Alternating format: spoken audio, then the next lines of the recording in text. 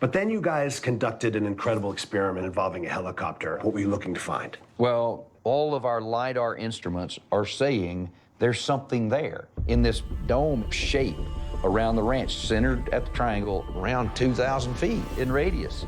You know, one interpretation, of course, is that we're dealing with something and it's out there, really, out in objective reality. So we're exploring that. This experiment, it's really a mapping exercise. You know, we're taking this aircraft with instruments aboard through the boundary of whatever this thing is that we're calling the dome.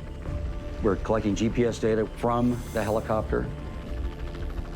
You know, we have different forms of lidar, which is a measurement technique involving invisible laser light. Also, as part of the experiment, you know, we're monitoring with our on-the-ground spectrum analyzers. And what happened?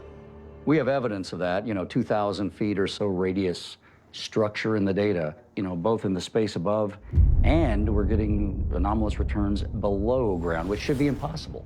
When we put the lidar points on a map, they draw this bubble. So the lidar is not designed to pick up things underground, and yet you're seeing data. That's absolutely right. It is not designed to do that. You know, there's one other piece that happened during this experiment that wasn't expected or even part of the experiment. And Thomas, you saw it with the hand communications walkies between the ground and the helicopter. Yeah.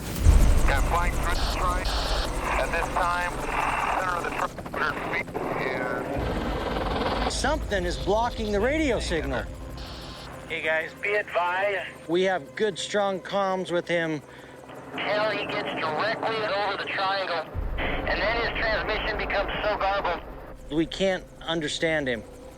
We were watching the helicopter's GPS location as well as with our eyes as it was flying back and forth. And almost without exception, when the helicopter would fly through where we've identified this boundary to be, of this bubble, we would have garbled communications over the two-way radio. Well, Cameron also reported disruption with the equipment on the helicopter as well. I think that's important to know. We're still at the stage of determining, are we dealing with something truly physical out there, or are we dealing with something that is structure in the data? Both of those are very interesting.